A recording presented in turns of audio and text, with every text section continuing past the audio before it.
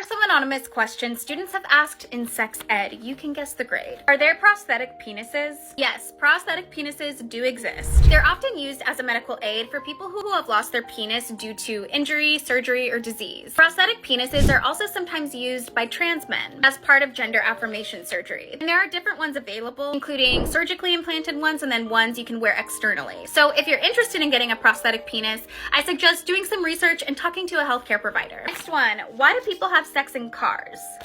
Sometimes a car is someone's only private and safe space, and that's where they feel comfortable. As long as they're not in a public parking area, they should be fine. But you should always check to make sure there's no one around, because I think you can get in trouble for that. What is AIDS and where can I buy it? I don't think it's for sale. What does demisexual mean? It's a sexual orientation that falls on the asexuality spectrum. Demisexual individuals typically do not experience sexual attraction to others until they've formed a strong emotional connection with them. This connection can be romantic or platonic, but it must be present in order for that sexual attraction to occur. Not everyone who experiences attraction this way will identify as demisexual. Some people use different labels or choose not to label their experience at all. What happens if someone is fingering themselves and they stick their finger in the wrong hole? Oops, sorry.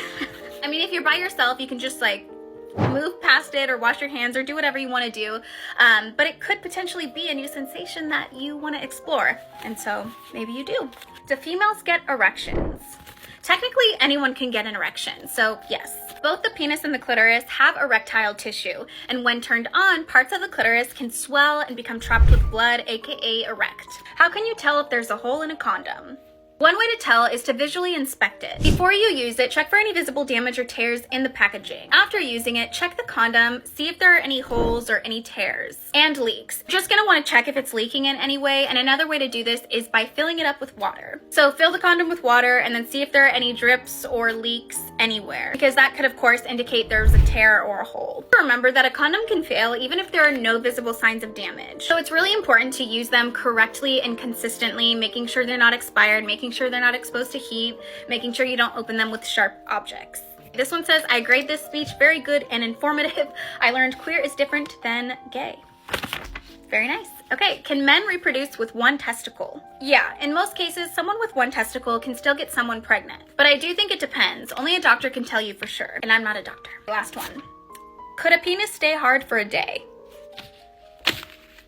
No. I don't think so. I think that would be really uncomfortable.